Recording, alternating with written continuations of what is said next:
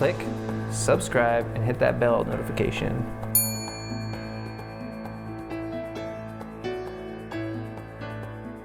Second Samuel chapter 11. This is the day the world changed. We're going to talk about a story that is very well known in church and outside of church. This is the story of David and Bathsheba. David is the king of Israel, and he is going to commit a sin that will ruin the world. It doesn't seem like it's all that bad in the moment, but when we look at the ramifications of what he did, the impact that it had upon his children, upon his kingdom, upon the planet, we find out that this one decision changed how the geopolitical influences in the world affect Israel. This choice was a choice that changed history. So here's a question for you. Have you sinned a sin that you regret? Have you done something in your life that you look back and think, I really, really wish I didn't do that? Now, what is it that makes you feel that way? Is it the consequences? The aftermath? If you knew what would happen when you sinned, would you have done it? If you knew that when you made this decision, and years and months and days later, this would take effect, would you have changed your decision? Let's turn to 2 Samuel chapter 12. Chapter 12, verse 10. This is what God is going to tell David about his choice to sleep with this woman. He says, verse 10, "Now therefore the sword shall never depart from your house, because you have hated me and have taken the wife of Uriah the Hittite to be your wife. Thus says the Lord, behold, I will raise up evil against you out of your own house, and I will take your wives before your eyes and give them to your neighbor, and he shall lie with your wives in the sight of this sun. For you did it secretly, but I will do this thing before all Israel and before the sun." And then David says some stuff after that. This is a consequence of the story that we're about to read. God says, your choice was hatred towards me. You have done evil in my sight, and now your house, that means that your family for history, after you for 1,000 years, will suffer the sword. And as you took somebody else's wife, I will take your wives away from you and give them to your neighbor, because you were the neighbor who took somebody else's wife.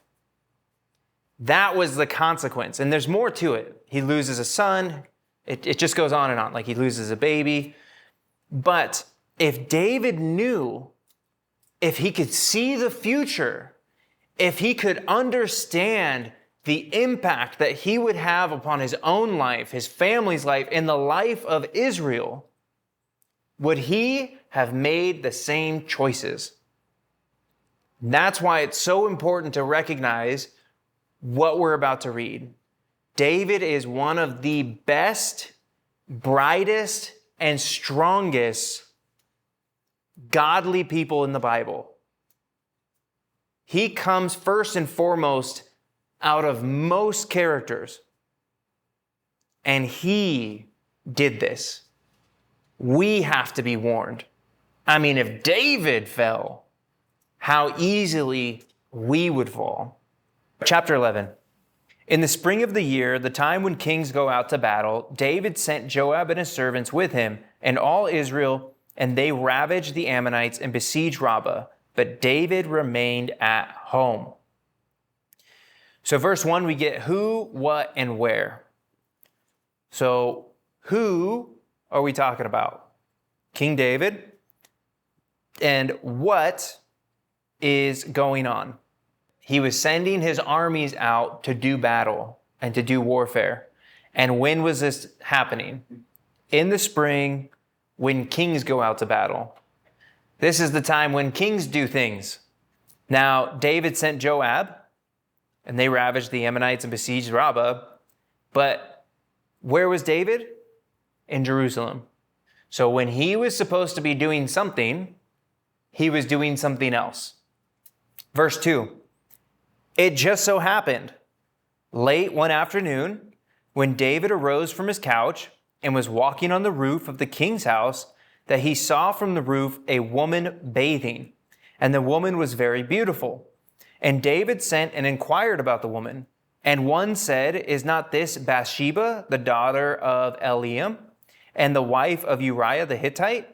So David sent messengers and took her, and she came to him, and he lay with her. Now she had been purifying herself from her uncleanness. Then she returned to her house, and the woman conceived, and she sent and told David, I am pregnant. So verse 2 and 3, David has options and choices. He's lounging around the house. He's on his couch. It's late in the afternoon. So he gets up and he's walking around. And what does he see? A woman bathing down on the roof. Now, he's in a palace up on the hill. Everyone's lower than him. To be fair, every house is lower than his house. It's just by design. It's harder for an army to get up to the hill to fight there. So that's why they would always do this, right? So he is up high and he's walking around and he sees a naked lady. And not just a naked lady, a very beautiful naked lady. How many wives does David have?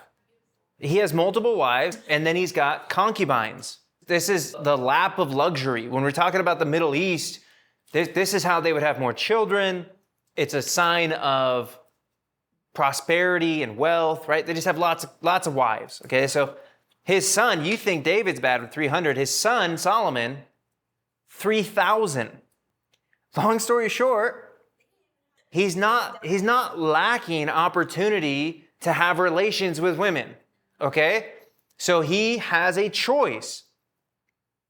He's looking down, and he can choose 3 different options. He can look away, he can continue to look and do nothing, or he can ask and seek and knock and seek after his own desires. So he has options and choices. What was his choice? What's the harm in just asking the question, right? Well, who is that? Now, here's the thing. She's still down there bathing. He calls over a servant and he's like, hey, who's that? Now they're both looking at this woman. And what does he say? What does the servant say to the king? Eliam's daughter, Uriah's wife. So now he's got another choice, right? He's confronted with new options. What is his choice? Proceed or stop? And he proceeds. Here's a little bit of history here. Eliam has a father named Ahithophel. So Ahithophel would be the grandfather to Bathsheba. Ahithophel was considered one of the wisest men in Israel, the voice of God. When he spoke, people did what he said, period. David is going to create an enemy that will attack him in the coming years. Ahithophel will take this to heart and he will try to destroy David. David's choices are breeding consequences. So here she is, beautiful woman, Uriah's wife. Verse 4, so David sent messengers and took her, and she came to him, and he lay with her. In the Hebrew, now this is, in my personal opinion, it's a little speculative. What I read, because I'm not a Hebrew scholar, what I read is that in Hebrew, the first verb refers to David calling her. The second verb refers to Bathsheba coming to him. The idea is that it's consensual. that she's making a decision. I don't know if I agree with that, because when the king calls, you don't have a choice. When the king says, you do what the king says. Now, could she have ambitions in her heart? Could she want to be with David? Because David had the #1 hit song. David's the #1 bachelor in Israel. He's the king. He's the man. Like, she could be playing the game, and maybe she has an evil, corrupt heart, which we all do, and she makes that decision. But I think, personal opinion, it's more coercion. I think it's his power, it's his influence, it's his notoriety, and she doesn't really say no. I don't think it's forceful. I don't think he's like beating her up and saying this is what's going to happen. Here's the thing. When we talk about these choices in verse 4, there's consequences to saying yes, right? So if she says no to the king, the worst consequence would be death. Yeah. If she says yes to the king, what's the consequence? Adultery is punishable by stoning. So in the Torah, God gives the law, right? In Leviticus and in Exodus, he says if somebody commits adultery, the man and the woman who commit adultery shall be stoned. That's the consequence. That's the choice they're making. They sin. Now, it says that she had been purifying herself from her uncleanness. When a woman has her period in the Old Testament, she is considered unclean. For the 7 days that she is having her menstrual cycle, anything she touches, anything she comes in contact with is considered unclean. So like if she sits on a chair, that chair is no longer clean. If somebody touches it, so after a woman has their period, there is a time where they're most likely to get pregnant. And that is just after having their period. It's the ovulation cycle. So she had just purified herself from her monthly period, and she sleeps with this man, and what happens? Consequence. She gets pregnant. Now, this was all part of the consideration. Like you should have known. We'll talk about this later on when we get to the application. Sin takes you further than you want to go, and sin takes over your mind. You don't think clearly. You don't see clearly. It doesn't necessarily have to be sin always. If you're in the lovey-dovey phases of dating, your spouse's skin looks better, their eyebrows look better, their hair looks better. There is a pheromone and a chemical fusion in your brain that makes you like the other person more in those honeymoon phases, right? So whatever's happening in this moment, they're not thinking. Now, David, when did he stop thinking? I'd say he stopped thinking when he sent his men out to battle. And he's lounging around on the couch. And he's slacking off. And then he gets up and not thinking, he's set up for catastrophe, okay? Bathsheba stopped thinking when she decided it was a good idea to bathe in general public. It's just a strange situation. I don't know how popular it was to bathe outside as a woman, right? On the rooftop. Now, it's very popular to go hang out on the roof. I would say that she's near the king's palace, and her husband is known to the king. The husband is part of the 30 inner circle for David's warriors. He would have been with David for a very long time. David knew Uriah. He would have been relatively wealthy. He's a good warrior, is going to make good money. He's going to survive lots of battles, for one. Two, he's going to take more spoil. David knows the law. Do not murder. Do not commit adultery. Do not covet your neighbor's wife or donkey or servants. And in this moment, David has broken all of those commandments. So he's broken 4 commandments, and those commandments are deserving of death. And Bathsheba has broken some of those commandments, adultery, and she is now deserving of death. Verse 5, she got preggers. So David sent word to Joab, "Send me Uriah the Hittite." And Joab sent Uriah to David. What is that? He's planning, he's scheming. A moment of passion. Maybe I lost my head. I shouldn't have done this thing, and I did it. Now there's consequences. Ooh, it's a good question. Why is he calling him? Why would he call this man home? To confess or to cover up? To cover up. Verse 7, when Uriah came to him, David asked how Joab was doing and how the people were doing and how the war was going. What do we call that? Pretense. You know when you got like something to say to somebody and so you call them and you don't just say, hey, do you have this person's number? You say like, hey, how are you? How's the family? Right? Okay, great. Got that out of the way. Do you have this dude's number?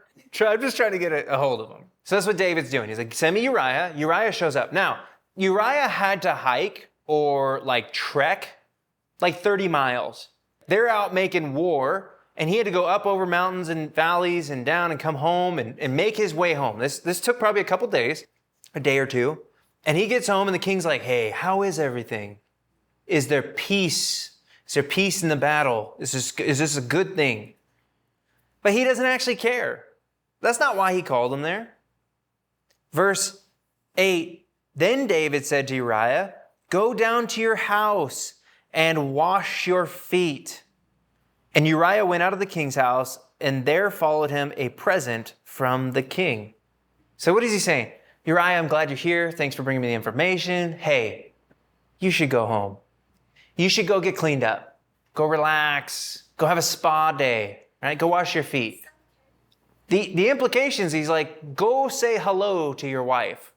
Go spend some time at home. Now, this guy's been out fighting for a couple weeks, couple months. When you're besieging a city, they have walls. You really just surround them and try to starve them out. You don't let them get food and water, and eventually they're going to surrender. That's kind of how they would do battle. Or you try to break down the wall, which is really hard. So who knows how long that they'd been out. This man would have loved to have seen his wife and spent the night with her. And I'm sure she him. So what's David's intent? What is he trying to get out of Uriah? He finds out that this woman is pregnant. And to cover it up, he's trying to bring her husband home so that they can sleep together, so the baby can be raised by him. And nobody would know. If we just cover it up.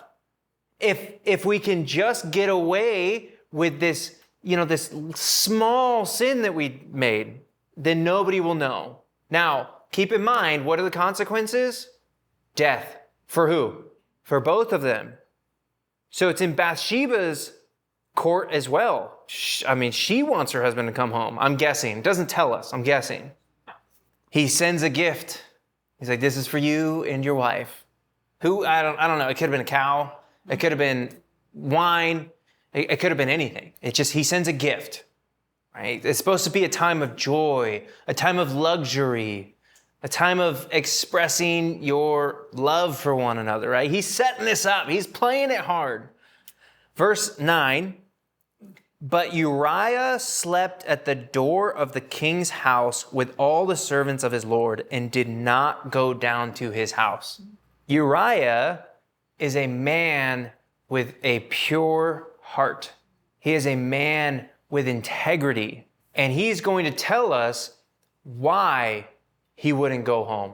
So he doesn't go home the first night, and then the king's going to find out. Verse 10, when they told David Uriah did not go down to his house, David said to Uriah, have you not come home from a journey? Why did you not go down to your house? Right? He's like, come on, man, you haven't seen her in how long? Go spend time with your wife. Verse 11, Uriah said to David, the ark and Israel and Judah dwell in tents or booths, and my lord Joab and the servants of my lord are camping in the field. Shall I then go to my house to eat and to drink and to lie with my wife? As you live and as your soul lives, I will not do this thing. This is what he's saying. I'm a soldier, and my men are out fighting without me. My commander is living in a tent. God is living in a tent. All of Israel, all of the men of Israel have gone out to fight. And I'm going to come home and rest and relax and sleep with my wife? No.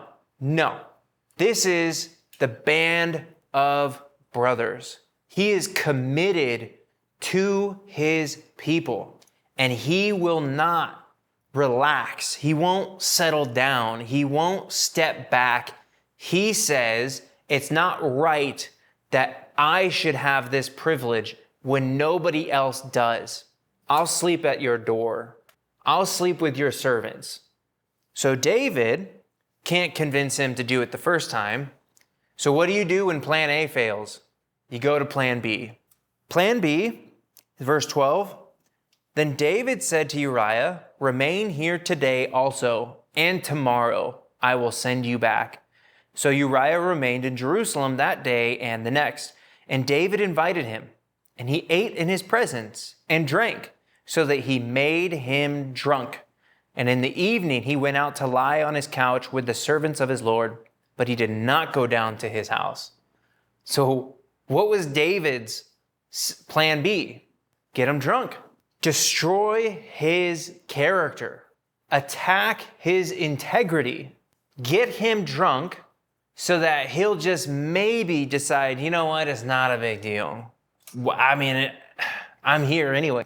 Nope. He still had the wherewithal to say no and to go sleep on the couch. So when plan B doesn't work, what do? Plan C. Verse 14. In the morning, David wrote a letter to Joab and sent it by the hand of Uriah. So David wrote a letter to whom? To Joab. Who's Joab? The commander of the army who's attacking. That's the commander that Uriah reports to, right? Who did he give the letter to get it to Joab? To Uriah. He's like, Uriah, I'm glad you're here. Totally got you wasted last night. I need you to do me a favor. Take this letter to Joab. Don't read it. It's the king's letter to the commander. It's for Joab only. So, verse 15, in the letter, this is what he wrote. Set Uriah in the forefront of the hardest fighting and then draw back from him, that he may be struck down and die. So what is he saying? Set him up. Really, he's saying, I'm the king. This guy has offended me. This guy has done something to me, and he is now disgraced and dishonored. Joab, I need you to send him out into that place. And then Joab's like, what place? You know, the place that is so dangerous, you know he'll die.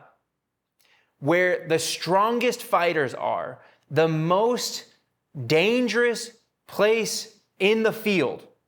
I want you to send out a group of people and then have them draw back and leave Uriah by himself and kill him. Now, who's carrying the letter? He's carrying his own death letter. Now, Uriah's integrity, let's just say this. If he doesn't open the letter, what happens? He dies. If he does open the letter, what happens? He'll see that he's being set up and he'll run away or something. He's got integrity and he's got character. He has a pure heart. He loves without failing. He trusts without regard. He fully trusts his commander Joab and his King David. Does he have a reason to doubt David before all of this? No. Why? Because David was a man of a pure heart. David was a man of integrity. David was a man of character. And that one choice, looking at that woman and making a decision, he left behind his character and his integrity, and now he betrays those whom he trusts in him. Verse 16, and as Joab was besieging the city, he assigned Uriah to the place where he knew there were valiant men. And the men of the city came out and fought with Joab, and some of the servants of David among the people fell. Uriah the Hittite also died. Then Joab sent and told King David all the news about the fighting, and he instructed the messenger. Now, this is really important, this section right here. We see that Uriah got killed. We see that Joab is now responding and he's sending a message back to the king. Let's listen to the message that Joab is going to say. Verse 19. And he instructed the messenger, when you have finished telling all the news about the fighting to the king, then if the king's anger arises, and if he says to you, why did you go so near to the city to fight? Did you not know that they would shoot from the wall? Who killed Abimelech, the son of Jerubasheth? Did not a woman cast an upper millstone on him from the wall, so that he died at Thebez? Why did you go so near the wall? Then you shall say, your servant Uriah the Hittite is dead also. Now that's a pretty long letter for a simple message. What was the message that he needed to tell the king? Uriah is dead. But Joab doesn't just say that. He talks about a story. He talks about the king getting angry. Why would the king get angry? If I'm your boss, why would I get mad at you? Joab's thinking the king might be mad because what we did was stupid. I, as a commander, made a decision to send you guys over there, but I didn't want to make that decision. It was a bad decision. But the king told me that Uriah needed to die. So I followed his orders. And that's why these other people died too. Who died? Uriah and some of David's soldiers. Why did they die? David's cover-up. That's what sin does. It continues to expand and overlap and overflow, and it breeds chaos. You look at our world and you wonder, where is God? Why are things so terrible? We don't have to ask that question. God is here. God's grace is magnificent. He actually holds us together in more peace and harmony than we can imagine. It is the sins of ourselves. It is our personal decisions that we sin, and it hurts our spouses, and it hurts our friends, and it hurts our family members and our coworkers, and so on and so forth. Sin continues to run rampant, and it goes far beyond than what we can control. Now, he brings up this story about Abimelech. Verse 21. Who killed Abimelech, the son of Jerubasheth? I couldn't find, this is interesting, I couldn't find a single commentary, I read about 4 of them, talking about this verse. Who is Jerubasheth and Abimelech? Why is it written down in the scriptures for us to understand? So I want to read this really quickly. It's Judges chapter 9, verse 56. Do you guys remember that people in the Bible have multiple names sometimes? Jacob is Israel. Peter is Simon. Saul is Paul. Abraham was Abram. So Gideon, anybody remember Gideon? Yep, Gideon's very famous. Jerubasheth, anybody know Jerubasheth? It's Gideon's other name. Same person. So Gideon is Jerubasheth. Gideon had 70 sons who all rode around on donkeys. He's a very powerful man in the land. He was a judge. He was pretty much the king of Israel at that time, right? Not an actual king, but generally speaking. Gideon dies and leaves behind an empty throne. One son wants to rule. So he had family members who lived in this place. I think it was Shechem. The men of Shechem made him king. So what they did is they went and they killed the 69 sons of Jerubasheth. Actually 68, one escaped. So Gideon's children were murdered by one of his sons. And there's a curse that's pronounced against them. Abimelech, who is the son of Jerubasheth, and the men of Shechem. And it says, may you be repaid for the evil that you have done. And it says that God pit them against each other, and they all killed each other. So in chapter 9, verse 56, thus God returned evil, or the evil of Abimelech, which he committed against his father in killing his 70 brothers. And God also made all the evil of the men of Shechem return on their heads, and upon them came the curse of Jotham, the son of Jerubbaal. So that's actually 3 names, Jerubbaal, Jerubasheth, and Gideon. It's all the same person, okay? That text says this: Abimelech sinned, murdered all of his brothers. What did God do? He returned the evil upon him. It's as if a grenade, Abimelech is throwing the grenade, expecting it to blow up and kill all those people. But God picks it up and throws it back in his face. The evil that he committed has now been repaid against him. And then the same thing with Shechem. The evil that they committed had been repaid to them. That's the moral of this story. When you commit evil, you will reap the suffering and the sorrow of it. That is what Joab is talking about with the king. This is the message that God intended to get to David. David didn't receive this message. Let's go back to 2 Samuel. 2 Samuel verse 22. So the messenger went and came and told David all that Joab had sent him to tell. The messenger said to David, the men gained all advantage over us and came out against us in the field, but we drove them back to the entrance of the gate. Then the archers shot at your servants from the wall. Some of the king's servants are dead, and your servant Uriah the Hittite is dead also. Then David said to the messenger, Thus shall you say to Joab, do not let this matter displease you, for the sword devours now one and now another. Strengthen your attack against the city and overthrow it, and encourage him. So the messenger comes and says, David, we lost in this battle, and Uriah was killed. If David had gotten angry, the messenger would have told him the full message that talked about Abimelech, on how God returned his evil upon him. And David would have heard that evil will be punished.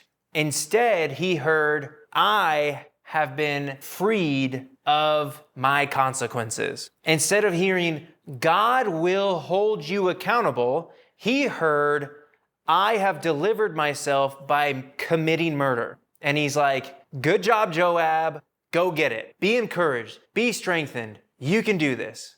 If he would have gotten angry at his sin, he wouldn't have been happy here in this moment. But since he refused to get angry at sin, he is now rejoicing over evil. That is a very different David than we have known. Verse 26, when the wife of Uriah heard that Uriah, her husband, was dead, she lamented over her husband. And when the mourning was over, David sent and brought her to his house.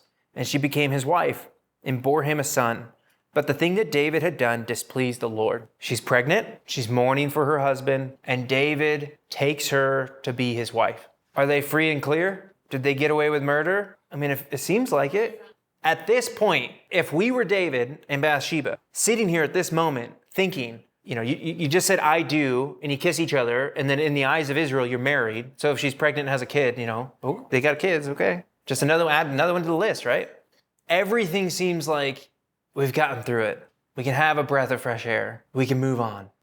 Did David know the Torah, the first 5 books of the Bible? Did David know the law? Yes. They knew about Gideon, and Gideon was roughly 180 to 200 years before David. So they've been tracking their history. They're talking about these stories, and they know the 10 Commandments. They know the punishment for adultery. David knew all of these things, but he forgot to heed the word of God. So this is what it says in Proverbs 4, verse 20 through 27. My son, be attentive to my words and incline your ear to my sayings. Let them not escape from your sight, and keep them within your heart. For they are life to those who find them and healing to all their flesh. Keep your heart with all vigilance, for from it flow the springs of life. Put away from you crooked speech and put devious talk far from you. Let your eyes look directly forward and your gaze be straight before you. Ponder the path of your feet, and then your ways will be sure. Do not swerve to the right or to the left. Turn your foot away from evil. David knows, but he forgot.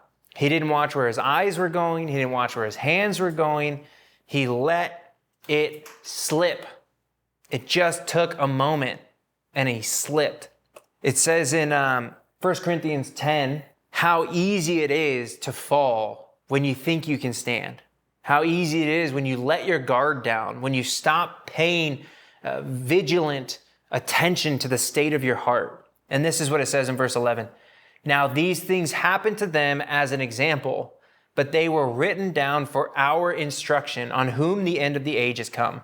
It's literally talking about the Old Testament. These things happened as examples. David is an example to teach us a lesson. Verse 12, therefore let anyone who thinks that he stands take heed lest he fall. No temptation has overtaken you that is not common to man. God is faithful, and he will not let you be tempted beyond your ability. But with the temptation, he will also provide the way of escape that you may be able to endure. We have these examples. We can't be proud and think that we can't fall. And then it says, the temptations that we all struggle with, everybody struggles with. We're not alone. You think that Pastor Ben walking around on his roof looking down and seeing a pretty woman, there's no temptation there? No, he makes a decision just like we all do. We all make decisions, and no temptation is without escape. Did David have a way of escape? Yes. Every step of the way, he had a choice to stop. He didn't have to kill Uriah. He didn't have to get him drunk. He didn't have to call him back. He could have confessed immediately. He could have looked away. He could have asked and not called her. There was lots of opportunities to stop the temptation. So let's look at what happens in the heart. What happens in the heart when we are tempted. Blessed is the man who remains steadfast under trial. For when he has stood the test, he will receive the crown of life, which God has promised to those who love him. Let no one say when he is tempted, I am being tempted by God. For God cannot be tempted with evil, and he himself tempts no one. But each person is tempted when he is lured and enticed by his own desire. Then desire, when it has conceived, gives birth to sin, and sin, when it is fully grown, brings forth death. That's exactly what we saw with David. Now, if he stood fast under that trial, if he was tempted and yet turned from that temptation, he would have been rewarded. He would have been considered a just and a strong, charactered man. But because he fell, death. First comes the desire, then comes the sin, and sin breeds death. It's interesting that it talks about conception, right? Because in this sin that we're talking about with David, what happened? Conception. The idea that these things mingle, that the seed with the egg breeds something, so it is the desire with the action produces death. When you have a desire and it meets the action of sin, the consequence is death. But the desire itself is not technically sinful. That's why God created marriage. Side note, he created marriage to represent a relationship between us and him, that we are to be one. A husband and a wife is a representation of a person with God. Now, he gave us sex, and he gave us desires, emotions and purpose to be with a man, to be with a woman. And in marriage, it's wonderful. Outside of marriage, that desire breeds sin. So the desire to have sex is not sinful. Seeing a beautiful person and saying that's a beautiful person is not sinful. It's the second glance. It's the lingering eye. It's the desire to experience. That desire is now crossing into sin because Jesus says, if you do it with the purpose of lusting is finding gratification with your eyes, right? Adultery is finding gratification with your physical body. Lusting is gratification in your heart. If you seek for that gratification in your heart, Jesus says you've sinned. The natural desire of longing for the opposite sex is good and holy. God designed it. He gave it to us. It's a wonderful thing. When you linger and you allow it to be rooted into your heart as lust, now you've sinned. And when those two mingle, what do you get? Death. We can't forget the fight. We all struggle with sin. Everybody. There's not one of us that says, I'm perfect and never have issues. We all do. So we can't let go and we can't back down.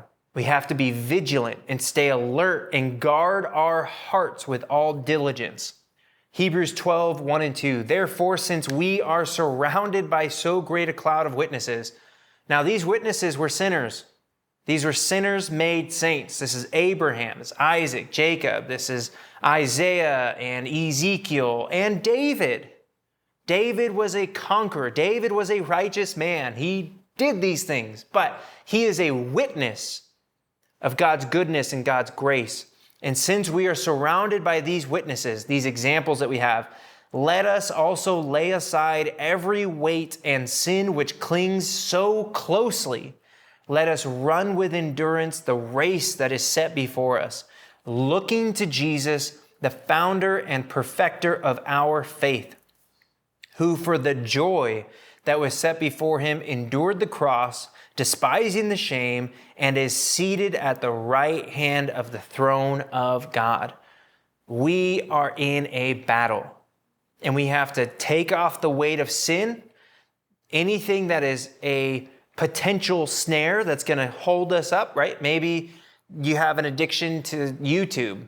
Maybe you have an addiction to alcohol. Maybe you have an addiction to pornography. That's an outright sin. The other ones, maybe not. Maybe you're just addicted to TV. Maybe you're addicted to reading the New York Times. These are good things that hold you back. Let go of the good things for the best things and all sin. Pursue Jesus with diligence. It'd be interesting to note in Deuteronomy chapter 8, if you read this on your own, God did miracles. He delivered Israel out of Egypt. He created a nation overnight. He said, hey, you people. And they're like, who, us? He's like, yeah, you 1.6 million people, come here. And they're like, oh, okay. So they came out of Egypt and God said, you're now my people. I'm going to call you Israel. You're a nation. Overnight. You know what they did? They forgot. They forgot. God said, when you get to the land and you have peace and you have prosperity and you have comfort and you have leisure and you have children, you have milk and honey, and everything is wonderful in your life, don't forget. Don't forget me and what I've done for you. Remember. Next week, we will continue on with this story. It doesn't end. It continues to go. He thinks he gets away with it. But as we found out, God did not like this. That's the last verse. Or like when you're watching Marvel movies and you sit through all the credits and then you get that little screen at the end. God is very displeased, but he's not going to get rid of David. He's not just going to kill him or Bathsheba. His grace. Oh my goodness. As we've studied it tonight, I mean, we don't like David anymore. David, you suck. God still loves David. David still has a place. Right? This is exactly how God treated us. If we were to look at ourselves the same way, we would hate ourselves. But God's grace is abundant. There's still going to be consequences, but God is going to uphold David all the way through. He won't cast him out. He won't abandon him. God is faithful to David, even though David has done all of this. Next week, we will be talking about the life of shame. David is going to have to wrestle with some shame here, and he's going to have to deal with some consequences. It gets really painful. So this is going to be 2 Samuel chapter 12.